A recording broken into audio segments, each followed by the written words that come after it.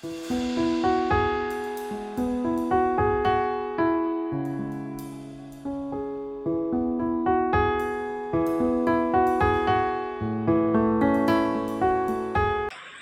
కార్యముల గ్రంథం 10వ అధ్యాయం మొదటి 3 వచనాలు. ఇటలీ పటాలమనబడిన పటాలములో శతాధిపతి అయిన కొర్నేలి అను భక్తిపరుడొకడు కైసరయలో ఉండెను.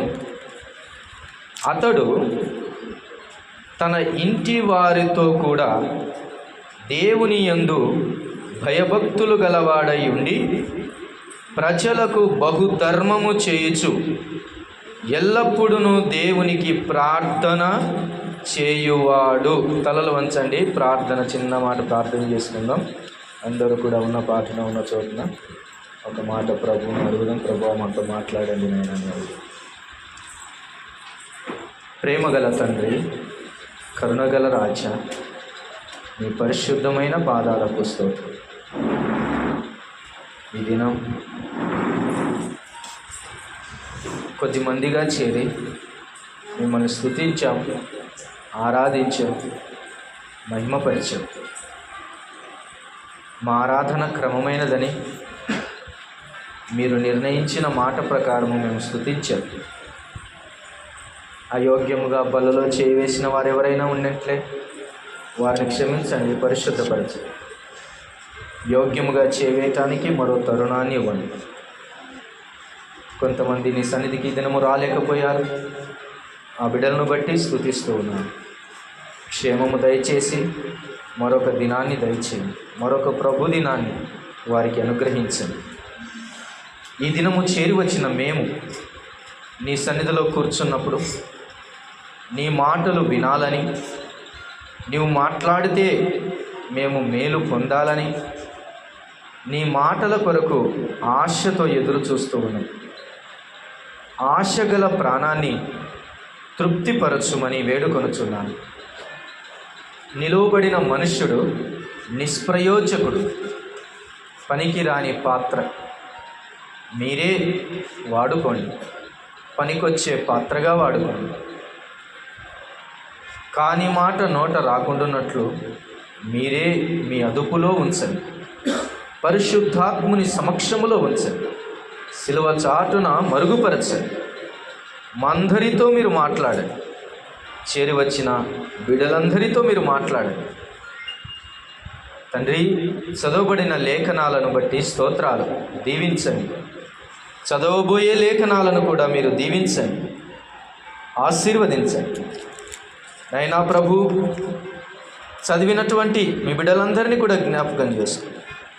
తదుపరి లేఖనాలను కూడా జాగ్రత్తగా మేము ధ్యానించటానికి కృప చూపించండి. ఏ పాఠము పరలోకము నుంచి దాచి ఉంచితివో ఆ పాఠాన్ని మాకు విశదపరచండి.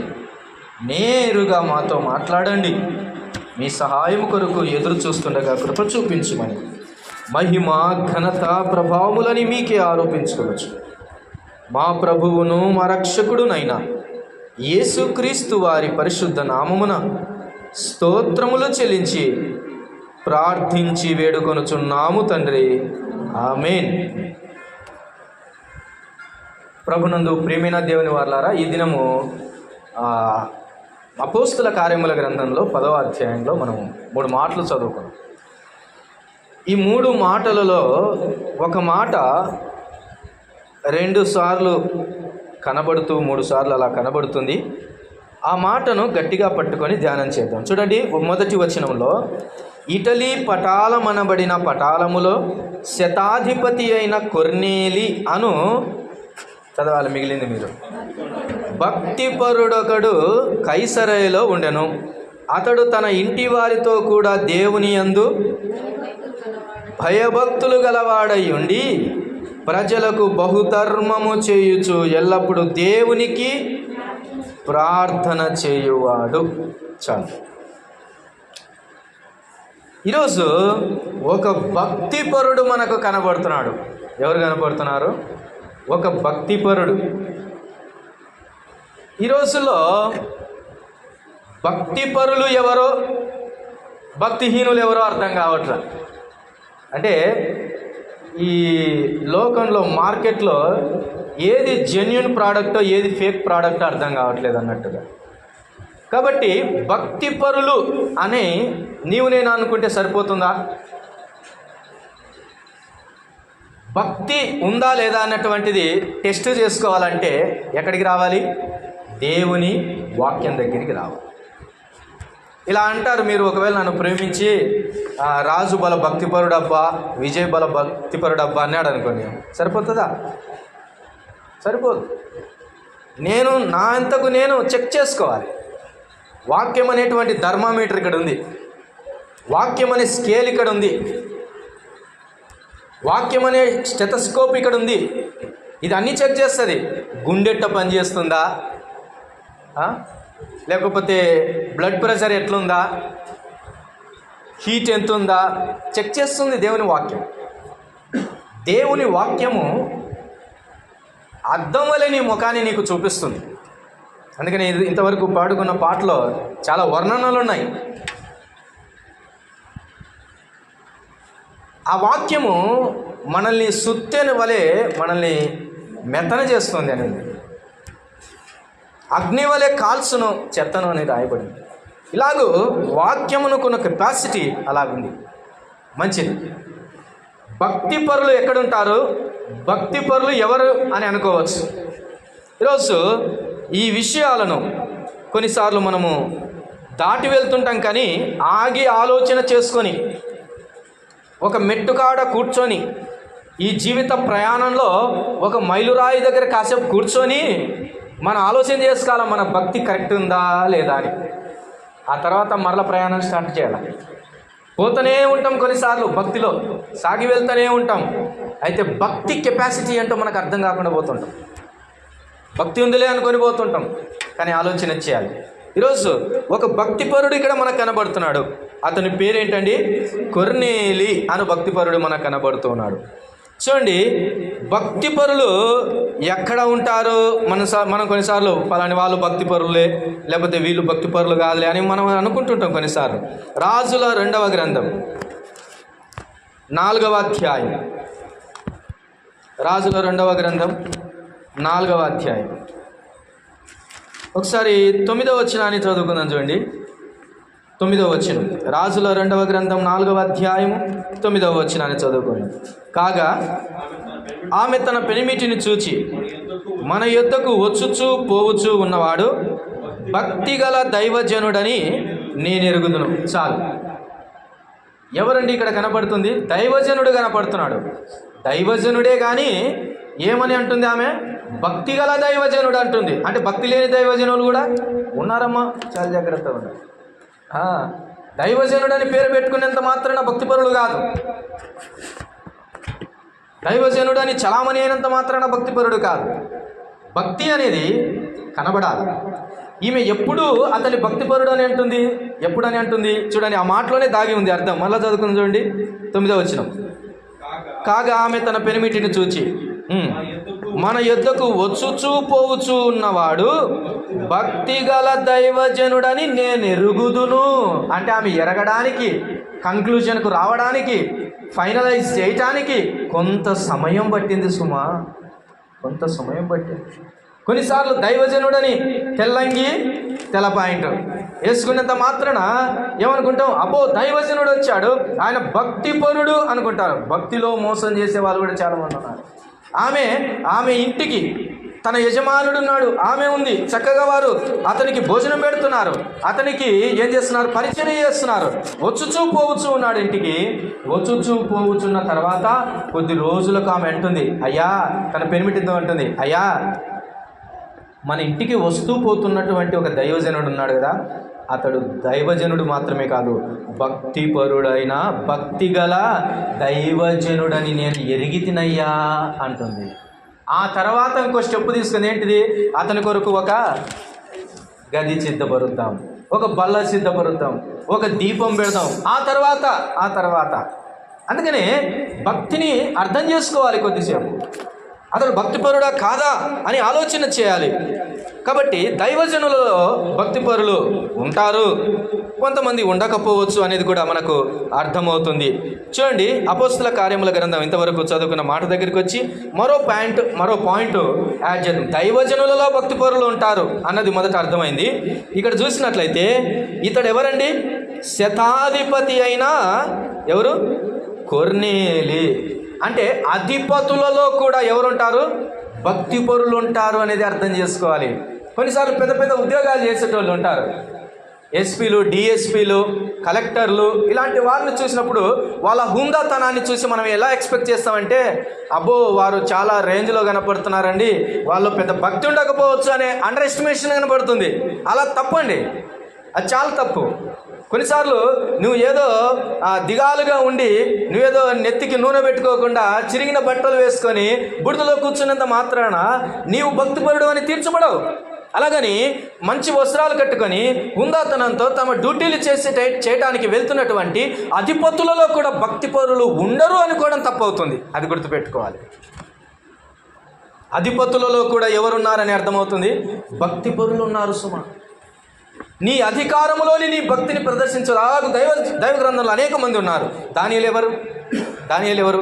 రాజు దగ్గర ఉన్నటువంటి ప్రధానిలో భక్తి అంత ప్రధానంగా ఎంచుకున్నాడు. ఎంత గొప్ప విషయం. అధికారులలో కూడా ఎవరున్నారని అర్థమవుతుంది? భక్తిపరులు ఉన్నారు అనేది అర్థమవుతుంది.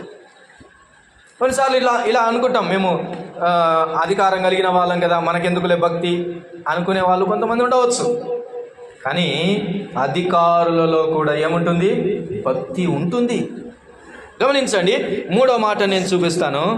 అపోస్తల కార్యముల గ్రంథంలోనే 10వ అధ్యాయంలోనే 7వ వచనాన్ని ఒకసారి చూద్దాం. చూడండి, 7వ వచనం. అతనితో మాట్లాడిన దూత వెళ్ళిన పిమ్మట అతడు తన ఇంటి పనివారిలో ఇద్దరిని తన యొద్ద ఎల్లప్పుడూ కనిపెట్టుకొని ఉండు వారిలో భక్తిపరుడగు ఒక సైనికుని పిలిచి. చాలు. ఎవరండి తను? సైనికుడు, సోల్జియర్ ఇలా అంటారు. ఒక ఎంప్లాయ్. ఇతను ఎవరు? ఒక ఎంప్లాయీ కూడా ఎలాగున్నాడు? భక్తిపరుడుగా కనబడుతున్నాడు. ఎంప్లాయీ చేసేటటువంటి వ్యక్తుల్లో భక్తి ఉండదా? ఉంటుంది. మంచి భక్తిపరులు ఉంటారండి. అందుకనే దేవుని వాక్యము చాలా స్పష్టంగా ఎవడు భక్తి గలవాడో ఎవడు భక్తి లేనివాడో చూపిస్తుంది. రాజులైన వారిలో కూడా భక్తి లేని వారు ఉన్నారు, అత్యంత దీనస్థితిలో ఉన్నవారు భక్తి గలవారు ఉన్నారు. అలాగని దీనస్థితిలో ఉండి చెడిపోయిన వారు ఉన్నారు, ఉన్నత స్థానంలో భక్తి గలవారు కూడా ఉన్నారు. భక్తి అనేది నీ స్టేటస్కు సంబంధించింది కాదు అని చెప్పడానికి ఈ మాటలు చూపిస్తుంది. భక్తి అన్నది నీ వ్యక్తిగత జీవితానికి సంబంధించింది. ఇట్స్ యువర్ పర్సనల్, అంతే. చూడండి, ఇంకొక మాటను కూడా నేను చూపిస్తాను. అపోస్తల కార్యముల గ్రంథం 16వ అధ్యాయం. అపోస్తల కార్యముల గ్రంథం 16వ అధ్యాయం 14వ వచనాన్ని చూడండి ఒకసారి. 14వ వచనం. అప్పుడు లూదియను దైవభక్తి గల ఒక స్త్రీ వినుచుండెను. ఆమె ఊదారంగు పొడిని అమ్ము తుయతైరా పట్టణస్థురాలు. చాలు. ఎవరండి ఈమె? ఏమని పేరు పెడదాం మీకు? వ్యాపారస్తురాలు, ఏ బిజినెస్ పర్సన్, అంతే కదా. ఒక వ్యాపారస్తులలో భక్తి ఉండదా? ఉంటుంది. వ్యాపారం చేసేటోళ్ళల్లా తప్పుడు చేస్తారని, లేకపోతే వాళ్ళు దుర్మార్గం చేస్తారని, అన్యాయం చేస్తారని అనుకోవడానికి వీల్లేదు. భక్తి కలిగిన వ్యాపారస్తులు కూడా ఉన్నారు. భక్తి కలిగిన వ్యాపారం ఆమె చేస్తుంది. ఏం అమ్ముకుంటుంది ఆమె? ఊదారంగు పొడి అమ్ముకుంటుంది. ఆ పొడి అమ్ముకొని బతుకుతున్నటువంటి ఆమెలో కూడా ఏముంది? భక్తి. పరిశుద్ధాత్మ దేవుడు లేఖనాన్ని రాయించేటప్పుడు ఆ పదాన్ని ఎందుకు వాళ్ళకి యాడ్ చేశాడో తెలుసా? వారు నిజంగా ఆ భక్తికి తగిన వారు చెప్పడానికి. భక్తిపరురాలు అంటే పురుషులలోనే కాదు, స్త్రీలలో కూడా భక్తులు ఉంటారు అనేది గుర్తుపెట్టుకోవాలి. ఇది జాతికి సంబంధించింది కాదు, ఇది స్టేటస్కు సంబంధించింది కాదు, ఇది నీ ఉద్యోగానికి సంబంధించింది కాదు. చెప్పండి, ఇది నీ వ్యక్తిత్వానికి సంబంధించి. భక్తి గల మనుషులను మనం చూసాం. ఈరోజు ఈ మాటలు దేవుడు మనతో మాట్లాడుతుండగా ఈ వరుసలో, ఈ క్రమంలో మన దగ్గరికి కూడా కేసు వచ్చిందనుకో, ఇప్పుడు ఏంటి మన స్థితి? If God came an to you and finalize and justify you whether you are devoted person or not. నిజంగా నువ్వు భక్తిపరుడవా కాదా అని ఒకసారి నీ దగ్గరికి వస్తే నువ్వేం సమాధానం, లేకపోతే నిన్ను గురించి నన్ను గురించి దేవుడు ఏం సమాధానం చెప్తాడు? What is the answer? భక్తి మనలో ఉందంటారా? చూడండి, భక్తి గల వారిని చూసాం. భక్తి లేని స్థితి ఎవరి దగ్గర ఉంటుందండి? భక్తి లేని స్థితి, లేకపోతే భక్తిహీనత.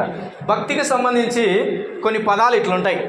ఒకటి భక్తి కలిగిన వాళ్ళు, రెండోది చెప్పండి భయభక్తులు కలిగిన వాళ్ళు, ఇంకా చెప్పండి భక్తి లేని వారు, ఇంకా చెప్పండి భక్తిహీనులు. దైవ గ్రంథంలో ఎక్కువ చోట్ల రాయబడిన మాట భక్తిహీనులు, భక్తిహీనత. ఈ పదాలంటికి ఒక్కొక్క దానికి ఒక అర్థం ఉంటుంది. భక్తి అంటే భక్తిపరుడు అంటే భక్తినే అతడు ధ్యానిస్తూ భక్తిగానే బ్రతకాలి, నిరంతరము పాటుపడేవాడు భక్తిపరుడు. భక్తి లేనివారు అని అంటే అసలు భక్తి అనే డెఫినేషన్ తెలియదు అనమాట. వాడికి ఏం తెలియదు, భక్తి అనే డెఫినేషన్ తెలియదు వాడికి. అట్లాంటి వాళ్ళు భక్తి లేని వాళ్ళు. అసలు భక్తిహీనులు అంటే భక్తి ఒకప్పుడు ఉంది, ఇప్పుడు ఏమైంది? హీనమైంది. అది అందుకే నేను చాలాసార్లు ఒక ఎగ్జాంపుల్ చెప్తున్నా భక్తిహీనుల కొరకు. రక్తం ఉంది కానీ రక్తహీనత వచ్చింది, అంటే లెస్ పర్సెంటేజ్ ఉందన్నమాట రక్తం. భక్తి అయితే ఉంది, ఇప్పుడు ఏమైంది? ఆ భక్తి హీనమైపోయింది. అలాంటి వాళ్ళని ఏమంటాం? భక్తిహీనులు అంటాం. ఈ భక్తిహీనులు ఎక్కడ ఉన్నారు? ఇప్పుడు భక్తి పరులను చూసాం కదా, భక్తిహీనులు ఎక్కడుంటారో ఒకసారి చూడండి. దైవ గ్రంథంలో కీర్తనల గ్రంథం 72వ కీర్తన 12వ వచనాన్ని చదువుకుందాం. 72వ కీర్తన 12వ వచన భాగాన్ని మనం చదువుకుందాం. చూడండి.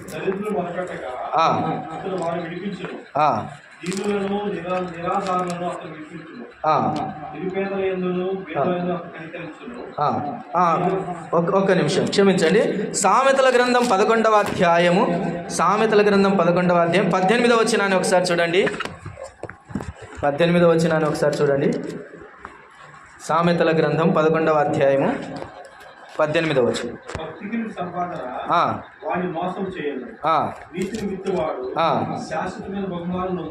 చాలు. ఇప్పుడు 72 కదా, 73వ కీర్తన 2 అలా ముందు పెట్టుకొని ధ్యానం చేద్దాం. 12వ వచనం 73, 12 నేను చదువుతున్నాను. ఇదిగో ఇట్టివారు భక్తిహీనులు, వీరు ఎల్లప్పుడూ నిశ్చింత గలవారై ధనవృద్ధి చేసుకొందురు. 73వ కీర్తన 12వ వచనం. రైట్. ఈ రెండు మాటలను దగ్గర పెట్టుకొని ఆలోచన చేద్దాం. అంటే భక్తిహీనులు ఎక్కడున్నారు? ధనవంతులలో భక్తిహీనులు. ధనవంతుడు అండి, భక్తిహీనుడు డబ్బు సంపాదించుకుంటాడా లేదా? భక్తిహీనులు డబ్బు సంపాదించుకుంటారా లేదా? ఇప్పుడు చెప్పండి ప్రశ్న. దరిద్రం వచ్చిందంటే భక్తిహీనతనా? డబ్బు ఉంటే భక్తిహీనత ఉండదా? భక్తిహీనులు డబ్బు సంపాదించుకోరా? సంపాదించుకుంటారు. ఇక రాయబడిన మాటను చూడండి. మరలా ఇదిగో ఇట్టివారు భక్తిహీనులు, వీరు ఎల్లప్పుడూ నిశ్చింత గలవారై ధనవృద్ధి చేసుకొందురు. అంటే ధనవంతులలో కూడా భక్తిహీనత ఉంది, భక్తిహీనులలో ధనవంతులు ఉన్నారు. సామెతల గ్రంథం 11వ అధ్యాయం ఏం చెప్తుంది? 11వ అధ్యాయము 18వ వచనం. సామెతల గ్రంథం 11వ అధ్యాయము 18వ వచనం. భక్తిహీనుని సంపాదన వానిని మోసం చేయును. అది కథ. విషయం ఏంటంటే భక్తిహీనుడు ధనాన్ని సంపాదించుకుంటాడు, అందులో సందేహం లేదు. అయితే భక్తిహీనుడు సంపాదించిన సంపాదన ఏం చేస్తుందంట? వానిని మోసము చేయును అని రాయబడింది. అది అందుకనే ఒక భక్తి లేని వాడు ఈ 73వ కీర్తన పైభాగంలో 12వ వచనం పైభాగంలో చూస్తే వారు అంటున్నారు, మహోన్నతునికి ఏం తెలుసు అని అంటున్నారు. అంటే దేవుని లెక్క చేయకుండా మాట్లాడుతున్నారు వాళ్ళు. కారణం ఏంటి? వారు ధనవృద్ధి చేసుకున్నారు, డబ్బులు సంపాదించారు. అయితే వాని ధనం ఒకనాడు వాడిని ఏం చేస్తుంది? మోసం చేస్తుంది. ఇలా అన్నాడంట ఒక ధనవంతుడు, నా ప్రాణమా తినుము, త్రాగుము, సుఖించుము, నీకు ఎన్ని సంవత్సరాలు కావాల్సి అన్ని సంవత్సరాలకు కావలసినంత ధనము ధాన్యము కొట్లలో నీకు పెట్టాను అని అంటున్నాడంట. కానీ వాని ధనం వాడిని మోసం చేస్తారని తెలియదు. ఓరు పిచ్చివాడా, వెర్రివాడా, ఈ రాత్రి దేవుడు నీ ప్రాణమును అడిగితే అది ఎవని వశమగును? ఎవని వశము? అంటే భక్తిహీనులు డబ్బు సంపాదిస్తారు, భక్తి గలవారు డబ్బులు సంపాదిస్తారు. అయితే భక్తిహీనుని సంపాదన ఏం చేస్తుందంట? వానిని మోసం చేస్తుంది. భక్తిహీనులు ధనవంతులలో ఉన్నారనేది సంగతి అర్థం చేసుకోవాలి. యూదా పత్రిక, ఇంకెక్కడుంటారు భక్తిహీనులు? అక్కడక్కడ ఉంటారులే ఆయా దేశాల్లో అని అనుకుంటుంటామేమో కొన్నిసార్లు. చూడండి, యూదా పత్రిక 4వ వచనాన్ని చదవండి ఒకసారి. యూదా పత్రిక 4వ వచనం, అంటే ఒకటే అధ్యాయం ఉంటుంది కనుక 4వ వచనాన్ని చదువుకుందాం. ఏలయనగా కొందరు రహస్యముగా చొరబడి ఉన్నారు, వారు భక్తిహీనులై మన దేవుని కృపను కామాతురత్వమునకు దుర్వినియోగపరచుచు మన అద్వితీయ నాథుడును మన ప్రభువునైన యేసుక్రీస్తును విసర్జించుచున్నారు. చాలు. వీళ్ళు ఎక్కడున్నారండి? మీరు ఎక్కడున్నారు? ఎక్కడ చొరబడ్డారంట? సంఘంలోనండి. అంటే భక్తిహీనులు ఎక్కడున్నారు? సంఘంలో ఉన్నారు. అందుకని కొన్నిసార్లు ఇట్లా అండర్ ఎస్టిమేషన్ చేస్తుంటారు, లేకపోతే ఎస్టిమేషన్ సరిగా ఉండదు వారికి. ఏంటంటే చర్చికి పోయేటోళ్ళల్లా భక్తి పరులేనండి అంటుంటారు. అందుకని లోకము సర్వసాధారణంగా క్రైస్తవులు ఏమన్నట్టు చెప్పండి? ఏమంటది? వాళ్ళు చర్చికి పోతారు కదండి, చర్చికి పోయేటోళ్ళు ఇట్లా చేయొచ్చా అని అంటే దానికి మనం సమాధానం చెప్పేది ఏం చేస్తావు మరి? సంఘంలో కూడా ఎవరున్నారంట? భక్తిహీనులు ఉన్నారు.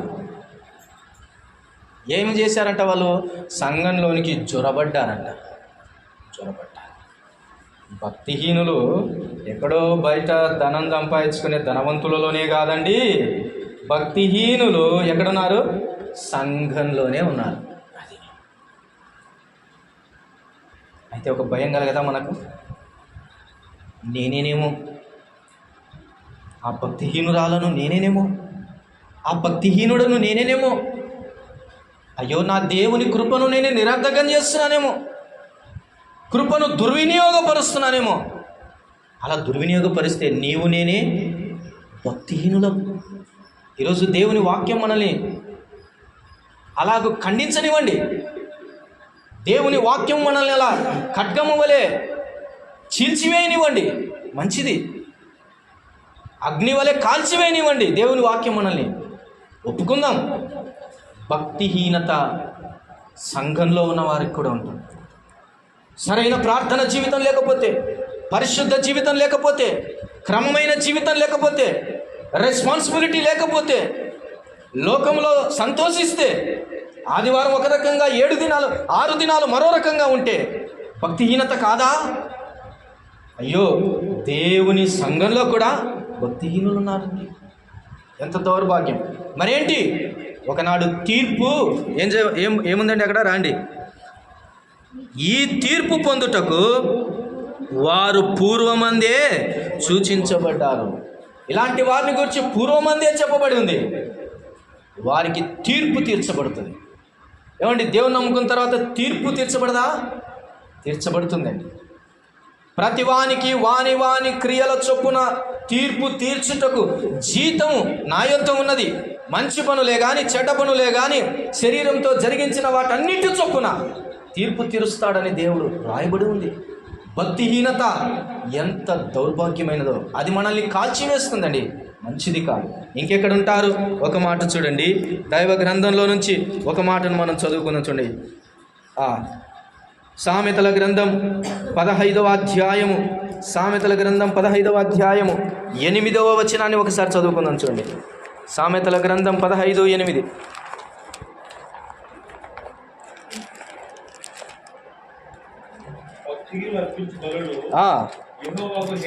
భక్తిహీనులు అర్పించు బలులు యెహోవాకు హేయములు. అంటే అర్పణలు అర్పించే వారిలో కూడా ఎవరున్నారు? భక్తిహీనులు ఉన్నారండి. కొంతమంది స్పాన్సర్లు చేస్తుంటాం కదా, ₹1,00,000 వాళ్ళకు లెక్కనే లేదు అసలు. బాగా ఇస్తారు దేవునికి, లక్షలు దేవునికి ఇస్తారు. వారు అర్పించే అర్పణలు గొప్పవే. అట్టి వారిలో కూడా ఎవరున్నారంట? భక్తిహీనులు ఉన్నారు. నీవిచ్చే లెక్క కాదు, దేవుని వాక్య లెక్క ప్రకారం బ్రతకాల. అది నీవు భక్తిపరుడవా భక్తిహీనుడవా అని తీర్పు తీర్చేది. భక్తిహీనులు అర్పించు ఏమర్పిస్తారండి వాళ్ళు? హీనులు అర్పించు బలులు యెహోవాకు హేయములు. కింద మాట దానికి కాంట్రడిక్షన్గా రాస్తున్నారు చూడండి. యథార్థవంతుల ప్రార్థన ఆయనకు ఆనందదాయకం. ఈ రెండు ఒకసారి ఆలోచన చేయండి ముందు పెట్టుకొని. భక్తిహీనులు ఏం చేస్తున్నారు? అర్పిస్తున్నారు. కింద యథార్థవంతుడు ఏం చేస్తున్నాడు? ప్రార్థన చేస్తున్నాడు. ఇట్లా చూద్దాం చూడండి. పైనున్న వాళ్ళు ఇచ్చేవాళ్ళు, కిందున్నవాడు అడిగేవాడు. అంతే కదా? ప్రార్థన చేస్తున్నా అంటే వాడు ఏం చేస్తున్నాడు? వాడు అడుగుతున్నాడు. పైనున్నవాడు బలులు అర్పిస్తున్నా అంటే వాడు ఏం చేస్తున్నాడు? ఇస్తున్నాడు. అంటే ఇచ్చేవాడు లెక్క ఎక్కువ ఉంటుందని కాదు, ఇచ్చేవాడిని భక్తిహీనుడు అని చూపించింది. ఇక్కడ అడిగేవాడిని ఏమంటుంది ఇది దేవుని వాక్యం? యథార్థవంతుడు అంటుంది. చూడండి, నా లెక్క కాదు దేవుని వాక్యం అంటే. దేవుని వాక్యము ఎంత సత్యమైనదో. అందుకనే భక్తిహీనముగా బలులు అర్పించుట కంటే యథార్థవంతమైన ప్రార్థన చాలు. అది గుర్తుపెట్టుకోవాలి. యథార్థవంతమైన ప్రార్థన చాలు. అందుకని ఈ ప్రార్థనకు ఎగ్జాంపుల్ పర్సన్ ఎవరు వచ్చారు చెప్పండి వాక్యంలో? ఈ ప్రార్థనకు ఒక ఎగ్జాంపుల్ సుంకరి ప్రార్థన. ఆయన నాట్ ఎలిజిబుల్ అంటున్నాడు, యథార్థంగా ఒప్పుకుంటున్నాడు. నేను ఎన్నిక లేనివాడు అనుకుంటున్నాను.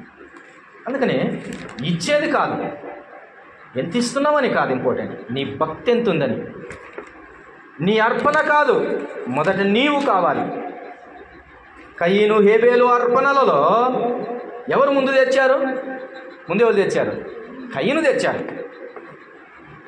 అంటే ఫస్ట్ ఇచ్చామనేది కాదు ఇంపార్టెంట్ ఇక్కడ. శ్రేష్టమైన వాటిని తీసుకొచ్చాడు కదా కయీను కూడా.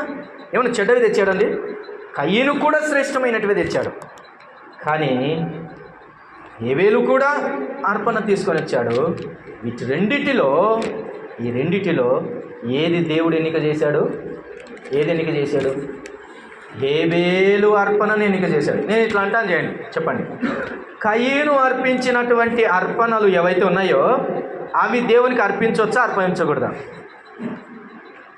అర్పించవచ్చు. తర్వాత ఆయన లేఖనాలు ధర్మశాస్త్రాన్ని ఇచ్చేటప్పుడు పిండి కూడా తీసుకురమ్మన్నాడు. అవునా కదా? తీసుకురమ్మన్నాడు. నాన్ వెజ్జే కాదు, వెజిటేరియన్ సంబంధించినవి కూడా ఉన్నాయి, రొట్టెలు చేయటానికి. అర్పణ కాదు, అర్పించే వ్యక్తి ఇంపార్టెంట్. అందుకని అన్నాడు కయీను, నీవు సత్క్రియలు చేసిన ఎడలా అన్నాడు. నువ్వు సత్క్రియలు చేసింటే అన్నాడు. అంటే ఏం లేవని కయీనులో? సత్క్రియలు లేవు, అంటే భక్తి లేదు. అది విషయం. భక్తిహీనమైన అర్పణ కంటే యథార్థవంతమైన ప్రార్థన మేలు అంటున్నాడు. అంటే ఇప్పుడు చెప్పండి, భక్తిహీనులు ఎక్కడున్నారు? ఇచ్చుటలో కూడా ఉన్నారు. ఇప్పుడు రండి, ఇంకా కేసు ఎక్కడికి వెళ్తుందో ఇప్పుడు ఒకసారి చూడండి. దైవ గ్రంథంలో ఇంకా భక్తిహీనులు అనే వాళ్ళు ఎక్కడుంటారు చూడండి. కీర్తనల గ్రంథం 50వ కీర్తన 16వ వచనాన్ని చూద్దాం. 50వ కీర్తన 16వ వచనం. భక్తిహీనులతో దేవుడు ఇట్లు సెలవిచ్చుచున్నాడు, నా కట్టడలు వివరించుటకు నీకేమి పని? నా నిబంధన నీ నోట వచించెదవేమి? చాలు. ఎవరండి? ఎవరిలు భక్తిహీనులు? కేసు ఎక్కడికి వచ్చింది? పులిపీటి దగ్గరికి వచ్చింది కేసు. కేసు స్టేజ్ దగ్గరికి వచ్చింది, మైకు దగ్గరికి వచ్చింది కేసు. ఇప్పుడు ఏమండి, నువ్వు భక్తిహీనుడవయ్యుండి నా కట్టడలు వివరించుటకు నీకేం పని అసలు? ఎప్పుడంటామని ఈ మాట ఎప్పుడంటాం? ఏం పని నీకు అని ఎప్పుడంటాం? చాలా కోపం వచ్చినప్పుడు, ఇరిటేషన్ కలిగినప్పుడు. ఒకసారి 2 సార్లు చూశాడు. భక్తిహీనత నీలో పెట్టుకొని భక్తిపరుడుగా ప్రకటిస్తున్నావు. అసలు నీకేం పని నా వాక్యంతో అంటున్నాడు. నీకేం పని నా వాక్యంతో? ఎవరు నా కట్టడలు నిన్ను వివరించమని చెప్పింది ఎవరు అసలు? దేవుని వాక్యం ఎలాంటి వాడని కాదు, ఏ స్థాయిని కాదు, ప్రతి వారిని అగ్ని పరీక్ష చేస్తూ. వారంట కట్టడలు వివరిస్తున్నారంట. ఎంత వినసొంపుగా వివరిస్తారో, ఎంత చక్కగా వివరిస్తారో, వాగ్దాటిగా వివరిస్తారో. వారు వివరిస్తుంటే అబ్బో కాళ్ళు మేఘాలలో తేలినట్లు ఉంటుంది. అంతింత కాదు ఆ ఎమోషన్. అలాంటి వారిని దేవుడు ఏమంటున్నాడో తెలుసా? నా భక్తిహీనులతో అంటున్నాడు ఈ మాట. భక్తిహీనుడా, నా కట్టడలు వివరించుటకు నీకేం పని? నా నిబంధన, చూడండి తర్వాత మాట, నా నిబంధన నీ నోట వచించేదవేమి. ఇది కూడా ఈ కేసులోకి అందరూ వస్తారు. అంటే నోట వాక్యము వచించే వారందరూ కూడా భక్తిహీనతతో ఉండడానికి వీలేదు. వాక్యం పట్టుకున్నాను, వాక్యం నాకు వచ్చు కాబట్టి, నేను చెప్తా కాబట్టి అందరినీ కడిగేస్తా అంటారు ఒక ఆయన. ఒక్కొక్కరికి ఉంటుందని వాక్యం చెప్తుంటారు, గద్దింపులతో కూడిన వాక్యం. అబ్బో అంతింత కాదు దేవుని వాక్యం. అలాంటి వారిని కూడా ఏమంటుందో తెలుసా? భక్తిహీనులారా. ఇంకెవరు లేరు, ఇంకా కేసులు లేవు ఇంకా భూమి మీద. అన్ని కేసులలో భక్తిహీనత ఆవరిస్తుంది. దేవునికి నచ్చనిది, హేయమైనది భక్తిహీనత. ఎక్కడెక్కడ ఉంటుందో భక్తిహీనతను గురించి ఆలోచన చేశాం. ఇంతకు భక్తి అంటే ఏంటండి? ఇంతకు భక్తి అంటే ఏంటి? ఒకసారి చూద్దాం. తిమోతికి రాసిన పత్రిక, తిమోతికి రాసిన పత్రిక, 1 తిమోతి 3:16 దయచేసి చదవండి. 3:16 నిరాక్షేపముగా దైవ భక్తిని గూర్చిన మర్మము గొప్పదై ఉన్నది. ఏంటంటున్నాడు అండి? నిరాక్షేపముగా అంటే వితౌట్ కాంట్రడిక్షన్, నిరాక్షేపముగా, వితౌట్ కాంట్రవర్సీ, నిరాక్షేపముగా, ఆక్షేపించడానికి ఛాన్స్ లేకుండా నిరాక్షేపముగా దైవభక్తిని గూర్చిన మర్మము గొప్పదై ఉన్నది అనే మాట ఇచ్చాడు. డెఫినేషన్ అక్కడ నుంచి స్టార్ట్ అవుతుంది. చదవండి. ఆయన సశరీరుడుగా ప్రత్యక్షుడయ్యను, ఆత్మ విషయమున నీతిపరుడని తీర్పు పొందెను, దేవదూతలకు కనబడెను, రక్షకుడని జనములలో ప్రకటింపబడెను, లోకమందు నమ్మబడెను, ఆరోహణుడై తేజోమయుడయ్యను. ఇతను డెఫినేషన్ దొరికిందా మీకు? దైవభక్తిని గూర్చిన మర్మం గొప్పది అన్నాడు. నిరాక్షేపముగా దైవభక్తిని గూర్చినటువంటి మర్మం గొప్పదై ఉంది అన్నాడు. ఆ తర్వాత స్టేట్మెంట్లు చదివాము. ఇంతకు భక్తి మర్మం దొరికిందా మీకు? భక్తి యొక్క మర్మం దొరికిందా? భక్తి యొక్క మర్మము ఏమి కాదు, ప్రభువే. If you can understand him, that is ఏమంటారు నిజమైన భక్తి. ఆయనను అర్థం చేసుకోండి. ఎందుకు భక్తిహీనులం అవుతున్నామంటే ఆయనను అర్థం చేసుకోలేక భక్తిహీనులం. ఇంతవరకు ఆరాధనలో మనం చూసాం. ఆయన ఎందుకు మనల్ని ఏర్పరచుకున్నాడు? ఎందుకు ఏర్పరచుకున్నాడు చెప్పండి? భూమి మీద పని చేయండి రానా, పొలం పని చేసి బతకాల్సిందే మీరనా, కష్టాలు అనుభవించాలని, నష్టాలు అనుభవించాలని, మీ సంగతి ఏంటో చూడటానికే నేను నిన్ను సృష్టించాను అన్నాడా? కాదు. తన కోసము నిర్ణయించుకున్నాడు. అంతే. ఎక్కడ ఉండటానికి నిర్ణయించుకున్నాడు? తన ఎదుటని ఉండటానికి. భక్తి ఏంటంటే తన ఎదుట ఉండటమే భక్తి, తనతో ఉండటమే భక్తి, తనను అర్థం చేసుకోవడమే భక్తి. ఇంకంతకు మించింది ఇంకేం. ఎప్పుడైతే మనుషుడు భక్తి నుంచి దూరం అవుతున్నాడో దట్ మీన్స్ ప్రభు నుంచి దూరం అవుతున్నాడని అర్థం. నేను ఇలా అంటాను, ఆదాము జ్ఞానవంతుడని ఉందా? ఆది కాండంలో ఏమని జ్ఞానవంతుడని ఉందా? లేదు. పోనీ మంచిగా బట్టలు వేసుకొని ఉన్నాడా? లేదు.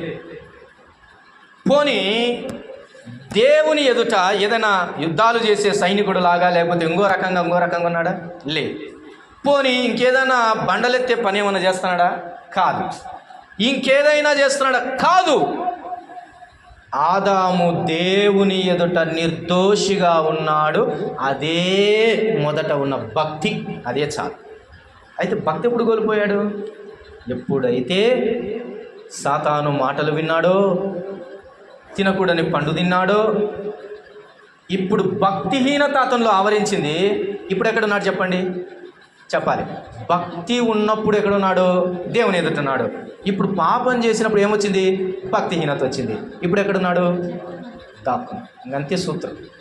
దేవుని ఎదుటకు సరాసరిగా సరళత కలిగి ముఖాముఖిగా ఏ మనుషుడు నిలవబడలేడో ఆ మనుషుడు భక్తిహీనత ఆవరించిన వాడని అర్థం. ఇంకంతే. రాలేడు ప్రభు దగ్గరికి. ధైర్యం చాలదు, భయం కలుగుతుంది, వణుకు. దేవుని ఎదుటికి రాలేడు. భక్తి ఉందా లేదా అనుకోవడానికి మొట్టమొదటి టెస్ట్ అదే. ఇంకా ఏడు చూడండి, ఇప్పుడు చదువుకుందాం. ఆయనను గురించి రాయబడిన మాట, ఆయన సశరీరుడుగా ప్రత్యక్షుడయ్యను, ఆత్మ విషయమున నీతిపరుడని తీర్పు పొందెను, దేవదూతలకు కనబడెను, రక్షకుడని జనములలో ప్రకటింపబడెను, లోకమందు నమ్మబడెను, ఆరోహణుడై తేజోమయుడయ్యను. ఈ సంగతి నీకు అర్థమైతే నీలో భక్తి ప్రారంభించబడినట్టే లెక్క. ఎందుకు వచ్చామమ్మా యేసుప్రభు దగ్గరికి అంటే, ఏదయ్యా రోగాలు తగ్గుతాయని చెప్పారు, ఆ నుంచి నూనె సీసా పట్టుకొని వచ్చాను ప్రార్థన చేయించుకోవడానికి, యాపిల్ పండ్లు కొనుక్కొని వచ్చాను ప్రార్థన చేయించుకోవడానికి, మాకు అరటి పండ్లు తీసుకొని వచ్చింటే ప్రార్థన చేసుకుంటే అరటి పండ్లు తిన్నాక పిల్లలు పుట్టారండి, అందుకని మేము యేసుప్రభు దగ్గరికి వచ్చినామండి. ఇంకా ఏసు అర్థం కాలే, కానీ యేసుప్రభు దగ్గరికి వచ్చామంటున్నారు. ఏమర్థం కాలే?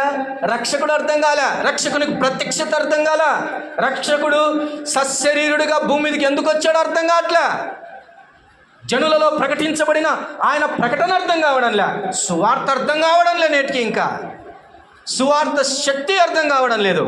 Without understanding Christ you are unable to live for him. అంతే. యేసు అర్థం కానంత వరకు యేసు కొరకు నీవు జీవించలేవంతే.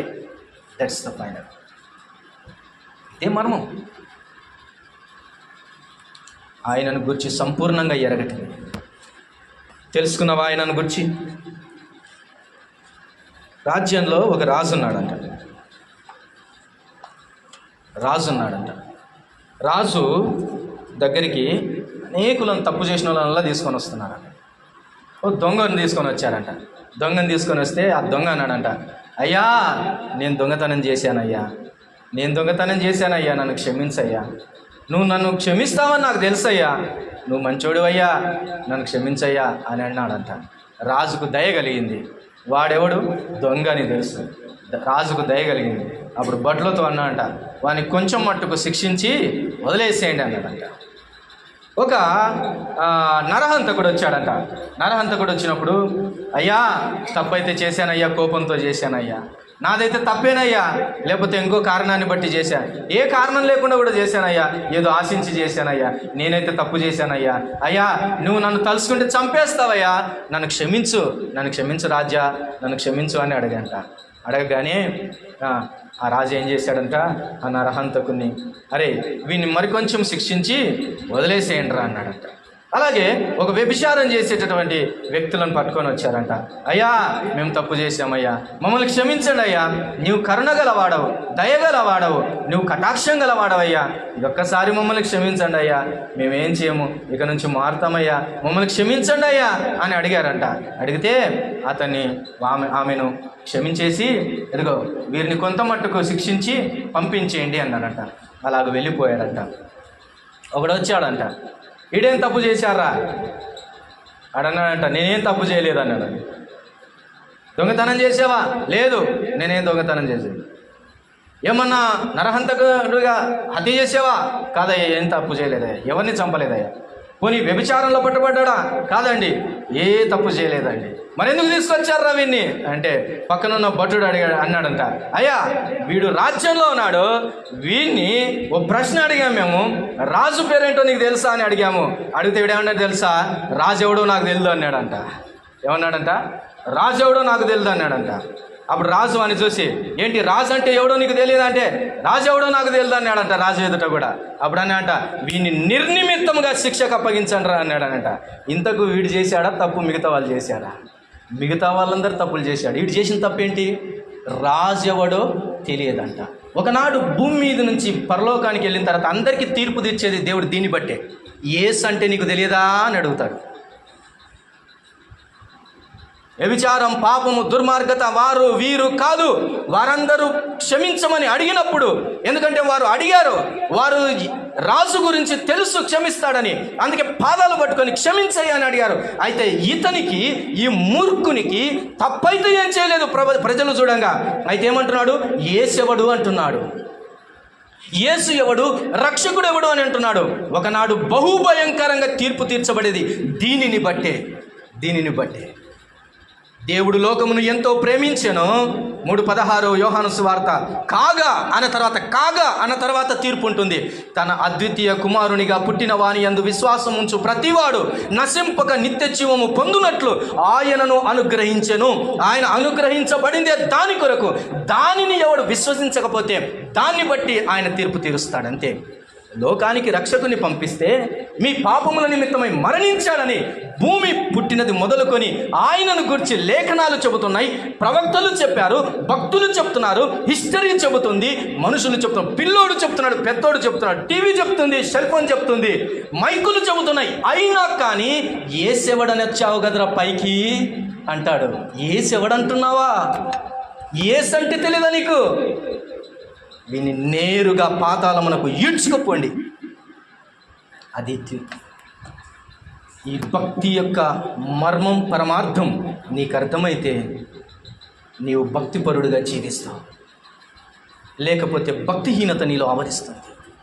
ఎప్పుడైతే దేవుణ్ణి మరుస్తామో, దేవుని గురించిన ధ్యానం మరుస్తామో, భక్తిహీనత ప్రారంభమవుతుంది.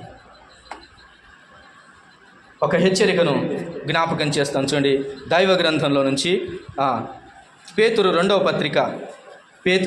పత్రిక 2వ అధ్యాయం 6వ వచనాన్ని ఒకసారి చదవండి. పేతురు 2వ పత్రిక 2వ అధ్యాయము 6వ వచనం.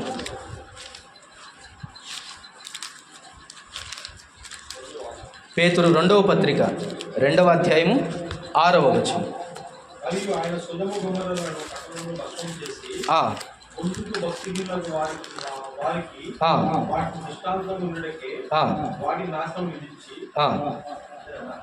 అదే చదువు.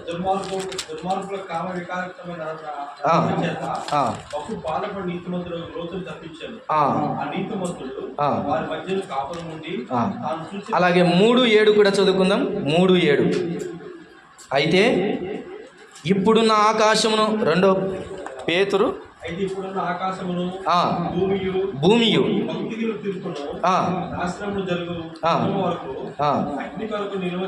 చాలు. అయితే ఇప్పుడున్న ఆకాశమును, భూమియు భక్తిహీనుల తీర్పును, నాశనమును జరుగు దినము వరకు అగ్ని కొరకు నిలువ చేయబడినవై అదే వాక్యము వలన భద్రపరచబడి ఉన్నవి. ఏమండి? భక్తిహీనుల కొరకు, భక్తిహీనుల తీర్పు కొరకు, భక్తిహీనుల నాశనము కొరకై, ఆ దినము కొరకై అగ్ని కొరకు నిలువ చేయబడి ఉన్నాయి. ఏంటి నిలువ చేయబడి ఉన్నాయంట? భూమి, ఆకాశం. ఎందుకున్నాయంట భూమి, ఆకాశం? భూమియు ఆకాశమును ఎవరి కొరకు నిల్వ చేయబడినాయంట? భక్తిహీనుల తీర్పు కోసం. అంటే ఇప్పుడు చెప్తాను. భూమి లోపల ఏముంది చెప్పండి? భూమి లోపల అగ్ని ఉంది. ఏముంది? అగ్ని ఉంది. బాగా మండుతుందంట భూమి లోపల అగ్ని. చాలా మండుతుంది. ఎంత మండుతుందో తెలుసా? ఇప్పుడు నేను మాట చెప్తాను. బండి మీద మనం వెళ్తున్నాం కదా, హ్యాపీగా వెళ్తున్నాం. పెద్ద పెద్ద బండ్లు, స్టైల్ బండ్లు, చక్కటి బండ్లు, ₹1,00,000 బండ్లు, చాలా హ్యాపీగా గాల్లో వెళ్తున్నాం. అయితే ఇంజన్లో ఏం జరుగుతుంది? ఇంజన్ లోపల ఏం జరుగుతుంది? మండుతుంది. ఫ్లక్చుయేషన్, మండుతుంది ఇంజన్. అది మండకపోతే బండి నడవదు. ఈరోజు భూమి ఎందుకు తిరుగుతుంది? లోపల మండుతుంది. అది మండుతేనే భూమి తిరుగుతుంది. అది మండకపోతే భూమి తిరగదు. అది దేవుని వాక్యం, పెద్ద సైన్స్ ఇందులో ఉంది. అందుకనే ఈ అగ్ని ఒకనాడు భక్తిహీనులను నాశనం చేయడానికి కావాలి. సొదొమ గొమొర్రా పట్టణాలను నాశనం చేసినప్పుడు ఆకాశం నుంచి ఏమొచ్చాయి? అగ్ని గంధకాలు. అవి కూడా సేవ్ చేయబడ్డాయంట కొన్ని. నీవు భక్తిహీనంగా బ్రతికితే ఒకనాడు నిలబెట్టి కాల్ చేస్తాడు దేవుడు. అది కథ. నీ కొరకు భక్తిహీనులను అందరినీ కాల్చేయటానికి అగ్ని కాచుకొని ఉంది. కుర్పించండి అగ్ని అనండి. అగ్ని గంధకములు, మండే గుండం, అగ్ని గంధకాలు, మండే గుండాలు ఎక్కడ కావలసి అక్కడ ఏర్పాటు చేస్తాడు ఆయన. నిలబెట్టి కాల్ చేస్తాడు. భక్తిహీనత మంచిది కాదు. దేవుడు నీతో మాట్లాడుతుండగానే భక్తిహీనముగా బ్రతికి దేవుని ఉగ్రతకు పాత్రులం కావడం కంటే భక్తిహీనతను చంపేయడం మంచిది. భక్తిహీనతను చంపి. అందుకనే నాకు తెలిసిన ఒక పుస్తకం నేను ఎప్పుడు చెప్తుంటాను, చాలా మంచి పుస్తకం. ఈ క్షణమే చచ్చిపో. ఈ క్షణమే చచ్చిపో.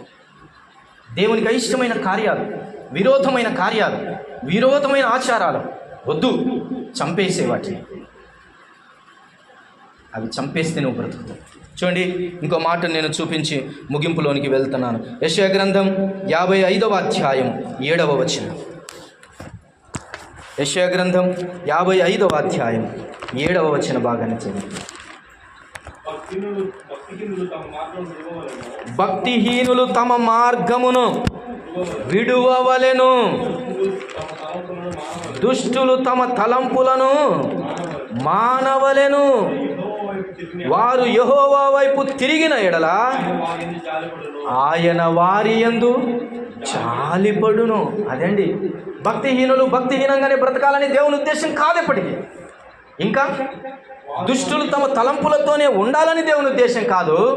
అయితే దేవుడు ఏం కోరుకుంటున్నాడు చూడండి, యెహోవా వైపు తిరిగిన ఎడల ఆయన వారి యందు జాలిపడును. తిరగాలండి, దేవుని వైపు తిరగాలి. దేవుని వైపు తిరిగితేనే జాలి పడతాడు. ఏ మనుషుడు చచ్చిపోవాలని, ఏ మనుషుడు నాశనం కావాలని దేవుడు ఎప్పుడు అనుకోలేదండి. తెస్సలోనిలకు రాసిన పత్రికలో ఒక మాట ఉంటుంది. అసలు మనల్ని నిర్ణయించిందే ఎందుకోసమో తెలుసా? ఉగ్రత పాలగుటకు కాదు, రక్షణ పొందుటకే అని రాయబడింది. ఎందుకని మనల్ని నిర్ణయించింది? రక్షణ పొందటానికే పెట్టాడు దేవుడు. అంతేగాని ఉగ్రత పాలగుటకు మనల్ని ఆయన నియమించుకోలేదు. అలాగూ చేయలేదు ఆయన. ఇటు అంటారు చాలామంది లోకంలో, దేవుడు వాళ్ళని నరకంలో పడేస్తాడంటాను. ఎవరిని పడేయడు దేవుడు. దేవుడు నరకంలో ఎవరిని పడేయడు. అయితే వారే నరకానికి పోతున్నారు. ఎవరు పోతున్నారండి? దేవుడు ఇడ్చుకోపోతున్నాడా? కాదు, వారే వారి పాపములను బట్టి.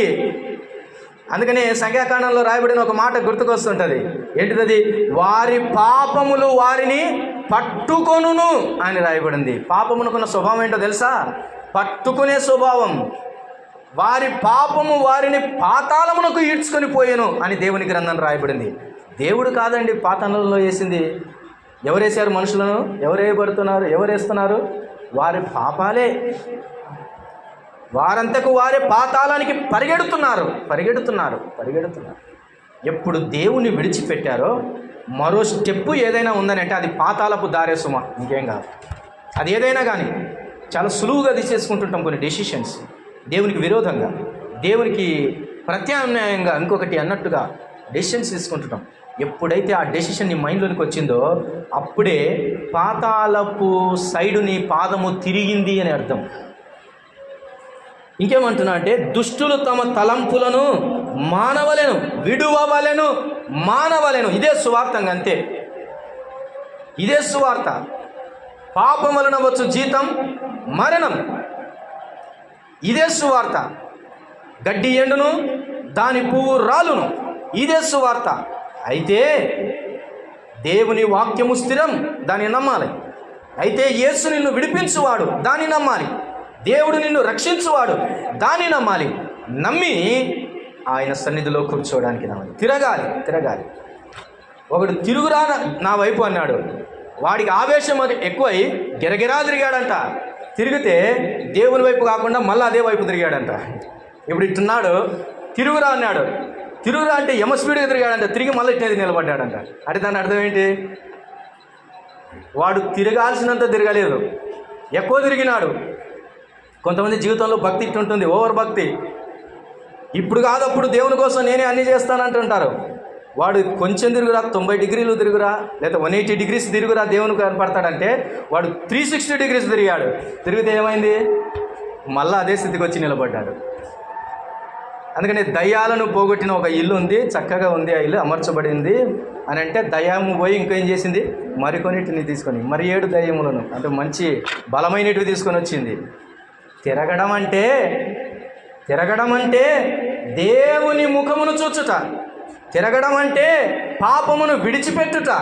తిరగడము అని అంటే ఇక సంపూర్ణంగా దేవుని ముఖకాంతి కనబడటం తప్ప ఇంకోటి కాదు. పేతురు తిరిగాడు. పేతురు దేవుని వైపు చూసే మాట అన్నాడు, అయ్యా పాపాత్ముడని. ఏమన్నాడు? నేను పాపాత్ముడని. దేవుని వైపు చూస్తే అది అర్థమవుతుంది. దేవుని వైపు తిరగడం, నా వైపు తిరగండి అన్నాడు. ఎలా పిలుస్తున్నాడు అంటాడా ఆయన? లోబడనొల్లని జనుల వైపు దినమెల్లా చేతులు చాచి పిలుస్తున్నాడు. దినమెల్లా పిలుస్తున్నాడు. ఒకసారి కాదు, 2 సార్లు కాదు. దినానికి 24 గంటలుంటే ఎన్ని నిమిషాలు ఉంటే అన్ని నిమిషాలు నీకోసం నా కోసం ఆయన పిలుస్తూ ఉన్నాడు. పిలుస్తున్న ప్రభు వైపు తిరగలేకపోతున్నాడు మానవుడు. దేవుని సువార్త ఇది. భక్తిహీనత నీకు దూరం కావాలంటే, భక్తిహీనతలో నువ్వు జీవించకూడదంటే దేవుని వైపు తిరగాలి. అప్పుడు ఆయన ఏం చేస్తాడంట? వారు యెహోవా వైపు తిరిగిన ఎడల ఆయన వారి యందు జాలిపడును. వారు మన దేవుని వైపు తిరిగిన ఎడల ఆయన బహుగా క్షమించును. అబ్బా, ఎంత మంచి మాట అండి. బహుగా క్షమించేస్తాడంట. లోకం అంటది ఇంతటి పాపాత్ముడు పాతాళానికి కాకపోతే పరలోకానికి పోతాడా అని లోకం అనొచ్చు. కానీ వాడు దేవుని వైపు తిరిగితే ఆయన ఏం చేస్తాడంట? బహుగా క్షమిస్తాడు. ఆమె నన్ను బహుగా ప్రేమించింది. ఆమె తిరిగింది. ఎక్కడికి తిరిగింది? యేసు పాదాల వైపు తిరిగింది. పాదాలే పట్టుకుంది, పాదాలని చూస్తుంది, బాగా తిరిగింది. యేసే అన్నట్టు ఆయన పాదాలు పట్టుకుంది. అంతే. యేసు అన్నాడు, ఈమె నన్ను బహుగా ప్రేమిస్తుంది కాబట్టి విస్తారముగా ప్రేమించుచున్నది కనుక ఈమె విస్తార పాపములు క్షమించబడ్డాయి. పట్టుకో ఆయన పాదాలు, అంతే. అది కావాల్సింది. అదేంటి భక్తి అంటే, ఇంకేం లేదు. Turn towards the lord. అదే భక్తి. వెనక లోకం ఉంది, ముందు క్రీస్తున్నాడు. వెనక ఆశలు ఉన్నాయి, ముందు నీ కొరకు మరణించిన ప్రభువు. ఇటు అటు శోధనలు ఉన్నాయి, ప్రేరేపిస్తున్న వారు ఉన్నారు, పిలుస్తున్న వారు ఉన్నారు. కానీ నీ చూపు సిలువ వైపే ఉండాలి, స్రవించుచున్న రక్తం వైపే ఉండాలి, చాచిన చేతుల వైపే ఉండాలి, గాయపడినటువంటి ఆ దేహం వైపే నీ చూపు ఉండాలి, కల్వరి వైపే నీ కనులెత్తాలి. దేవుడు తప్ప చచ్చేంత వరకు ఇంకెవరు కనపడకూడదు.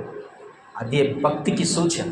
అదే భక్తికి పిలుపు, అదే భక్తిని కొనసాగించేది.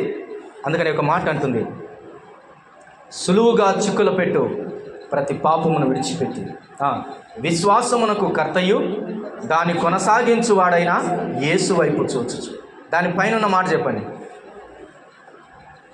ఇంత గొప్ప సాక్షి సమూహము మనలని ఆవరించుచుండగా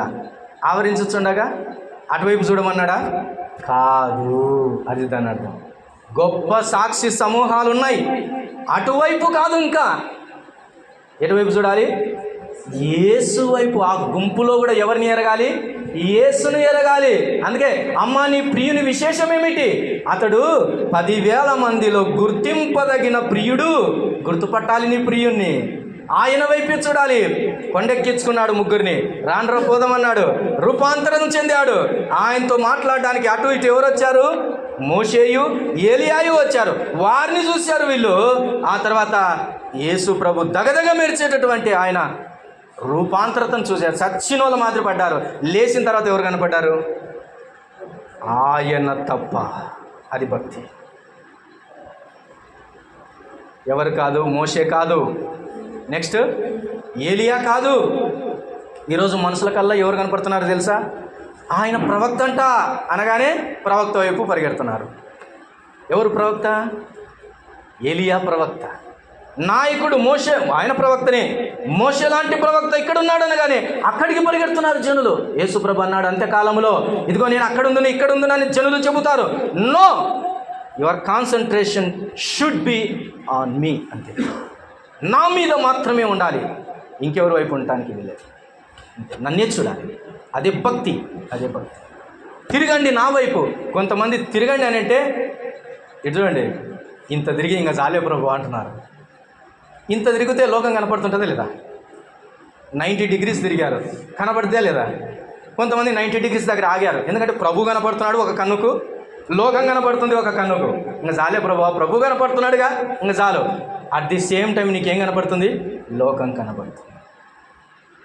180 degrees తిరుగు, ప్రభు ఒక్కడే కనబడతాడు, ఇంకే పిక్చర్ కనపడదు. అంతే, ఆయన్నే చూడాలి, ఆయన మాత్రమే చూడాలి.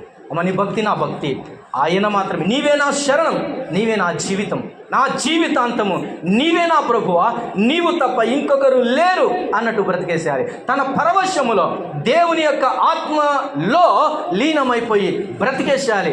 అదే భక్తి, అదే భక్తి. సగం సగం భక్తి కాదు. కాబట్టి పాత పాట ఒకటి ఉంటుంది, నీవెన్నాళ్ళు 2 తలంపులతో కుంటి కుంటి నడిచెదవివు, నీవెన్నాళ్ళు 2 తలంపులతో కుంటి కుంటి నడిచెదవివు.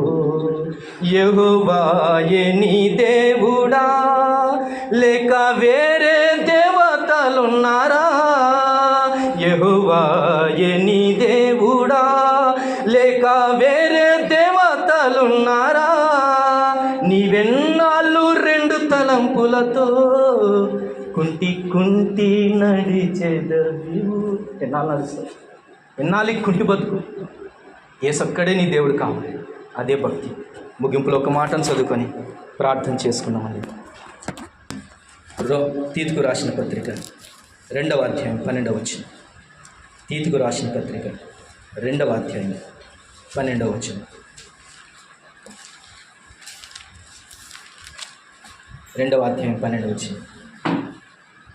మనము భక్తిహీనతను, ఇహలోక సంబంధమైన దురాశలను విసర్జించి శుభప్రదమైన నిరీక్షణ నిమిత్తం, అనగా మహాదేవుడు మన రక్షకుడునైన యేసుక్రీస్తు మహిమ యొక్క ప్రత్యక్షత కొరకు ఎదురు చూచుచు ఈ లోకములో స్వస్థ బుద్ధితోనూ నీతితోనూ భక్తితోనూ బ్రతుకుచుండవలెనని మనకు బోధించుచున్నది చాలు.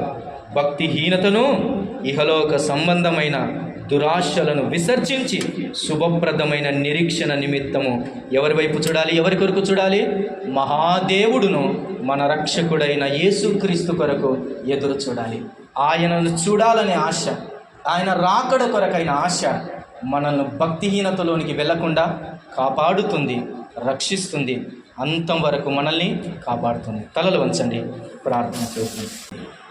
ఈరోజు నీవు లోకం వైపు, ప్రభు వైపు రెండు రకాలుగా చూస్తూ బ్రతుకుతున్నావేమో. అయ్యో వద్దు, అమ్మ తల్లి వద్దు, అలాంటి భక్తి వద్దే వద్దు, చాలా ప్రమాదం. ఒకవేళ అలాంటి స్థితిలో ఉన్నట్లయితే పశ్చాత్తాపపడటానికి ప్రభువు సమయం ఇస్తున్నాడు. నా వైపు తిరగండి అని చేతులు చాచి పిలుస్తున్నాడు. ఆయన నిన్ను పిలుస్తూ ఉన్నప్పుడు సరిచేసుకోవడం నీ బాధ్యత. ప్రభువా, నీ కొరకు నేను రోషం కలిగి బ్రతుకుతానయ్యా, క్షమించండి నాయనా, నన్ను మన్నించండి ప్రభువా అని ఆయన పాదాలు పట్టుకుంటే విస్తారముగా క్షమించుటకు ఆయన ఇష్టపడేవాడు. విస్తారముగా క్షమించుటకు ఇష్టపడేవాడు. ఎక్కడో దారి తప్పావు కదా, ఎక్కడో సులువుగా చిక్కులు పెట్టే పాపానికి లోబడ్డావేమో చెక్ చేసుకో. దేవుని ఇంటిని మర్చిపోయి అటు ఇటు తిరుగుతున్నావేమో, దేవుణ్ణి మర్చిపోయి తప్పిపోయావేమో. ఒకసారి ప్రభు మరలా పిలుస్తున్నాడు. తన స్వరం వినబడింది కదూ నీకు, ఆయన స్వరం నీకు అర్థమైంది కదూ. ఆయన వైపు తిరుగు. నిన్ను రక్షించే కాపరి అక్కడున్నాడు, నిన్ను కాపాడే దేవుడు అక్కడున్నాడు, నీ కొరకు ప్రాణం పెట్టిన ప్రభు ఉన్నాడు. నీ ప్రభు ఏమన్నాడు? ఈ ఒక్కసారి నన్ను క్షమించు ప్రభు అంటే ఆయన నమ్మదగిన వాడు, నీతిమంతుడు. ఆయన చేతుల చేవి, ఇంకెప్పుడు లోకం వైపు చూడనయ్యా అని చెప్పు. యథార్థంగా ఒప్పుకో. ఎంతటి వాడవైనా, ఎంతటి స్థితి నీకున్నా వంచు, తల వంచు, ప్రభు పాదాల దగ్గర తల వంచు, క్షమించు అన్నాడు. ఒకసారి నిన్ను నీవు సరి చేసుకుంటూ ముందుకు సాగు. మార్గము చూపుము ఇంటికి, నా తండ్రి ఇంటికి, మాధుర్య ప్రేమ ప్రపంచము చూపించు కంటికి. మార్గము చూపుము ఇంటికి, నా తండ్రి ఇంటికి, మాధుర్య ప్రేమ ప్రపంచము చూపించు కంటికి, చూపించు కంటికి. అదిగో గాయపడిన ప్రభు నిలబడ్డాడు. అదే దారి, సిలువ కనబడుతుంది, అదే దారి. రా, నా దగ్గరికి రా, జీవితాంతము కలిసి నడుద్దాం. నీ చేయి పట్టుకొని నడిపిస్తాను, సముద్రమైన దాటిస్తాను, ఎర్ర సముద్రమైన, యొర్దాను నది అయినా దాటిస్తా, ఎరికోను కూలుస్తా. రా, నాతో పాటు నడువు అని పిలుస్తున్న ప్రభువుని ఎదుటుండగా విడిచిపెట్టు లోకాన్ని. ఎక్కడో కొంత రవ్వంతైన భక్తిహీనత నీలో ప్రవేశిస్తుందేమో. ప్రార్థన లేక, వాక్యము లేక, యథార్థమైన మనస్సు లేక, పరిశుద్ధత లేక. అయ్యో ఎంత ప్రమాదం. ప్రభు తన మెల్లని స్వరముతో పిలుస్తున్నాడు, రమ్మని. పాదాల దగ్గర పడిపో, కన్నీళ్లతో పశ్చాత్తాపపడు. ప్రభు నిన్ను క్షమించుటకు సమర్థుడు. ప్రార్థన. దయాళుడవైన తండ్రి, కరుణా సంపన్నుడా నీకు స్తోత్రం. మాటలను దీవించండి, విన్నవారి హృదయాల్లో కార్యం చేయండి. మేమందరము ప్రభు ఎక్కడో ఒకచోట బలహీనులమవుతుండగా మమ్మల్ని ఎరిగిన వాడవు. నీ స్వరం వినిపించు. మరలా నీ వైపు తిరిగి నీ పాదములు పట్టుకొని తండ్రి, అబ్బా అని మొరపెట్టడానికి సహాయం చేయండి.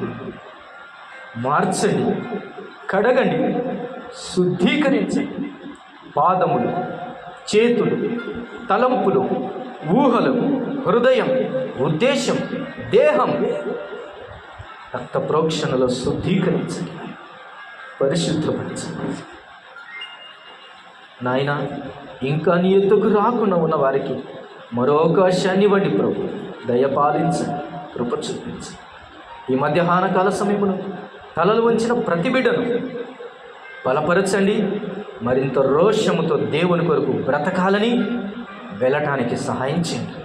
అట్టి బలము, శక్తి, ఆదరణ చేత నింపి పంపుమని నమ్మదగిన దేవునికి మీ ప్రియ పిల్లలమైన మమ్మల్ని సంపూర్ణముగా అప్పగించుకుంటూ స్తోత్రం చెల్లిస్తూ మా ప్రభువును మా రక్షకుడునైన యేసుక్రీస్తు వారి పరిశుద్ధ నామమున స్తోత్రములు చెల్లించి ప్రార్థించి వేడుకొని పొంది ఉన్నాము తండ్రి. ఆమేన్.